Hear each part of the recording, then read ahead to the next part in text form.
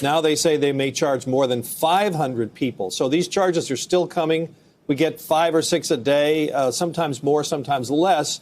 And these are charges that have been unsealed that we know of, near about 400, and there are others that are still under seal because the people there haven't been arrested. I think what we'll start to see here pretty soon is a large number of guilty pleas, especially for the people at the lower level. Kevin Seafried, the man seen here in photos, was indicted last month by a grand jury on 5 counts related to obstruction, entering restricted property, and disorderly conduct. His son Hunter is charged too, accused of breaking a window by hand and letting other alleged insurrectionists in. They both have pleaded not guilty, but the attorneys in this case were unequivocal. They've started plea negotiations or plea discussions with the Justice Department. You heard that right. One of the first insurrectionists in court to negotiate a surrender is that guy who was carrying the Confederate battle flag. How appropriate. Hello, everybody. I'm David Shuster. Thanks for joining us. History is indeed repeating itself. The Confederate States of America were good at surrendering and losing. One of the memes on social media that has recently gone viral is this t-shirt with the stars and stripes and the words, "Back-to-back Civil War champs." In all seriousness, though, I don't believe in providing an easy surrender for the Trumpists who stormed the Capitol. And think about this guy, Kevin Seafried. He carried the banner of a racist confederation into the heart of our democratic republic, the U.S. Capitol building. What does somebody like that stand for? A return to slavery?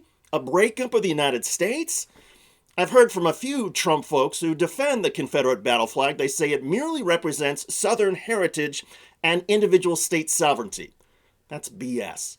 In the early 20th century, it was adopted by the Ku Klux Klan as the KKK waged a white supremacist terror campaign against black people. In the 1950s and 60s, the flag was flown by people who wanted to keep racial segregation going. For decades, neo-Nazi groups have displayed the Confederate battle flag alongside swastikas and other symbols of racial hatred. In 2015, Dylan Roof murdered 9 people at a black church in Charleston, South Carolina. Before his rampage, he posed with the Confederate flag and called for a race war. So let's be clear. The Confederate flag stands for slavery, racism, and the terrorizing of African Americans. People who wave that flag know it is a symbol of hate. And when that flag enters the hallowed halls of the U.S. Capitol building, it is more than just a desecration of our democracy.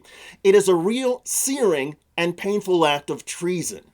Now, I understand the desire by Justice Department prosecutors to cut deals with the nonviolent Trumpists who trespassed on the Capitol on January the 6th.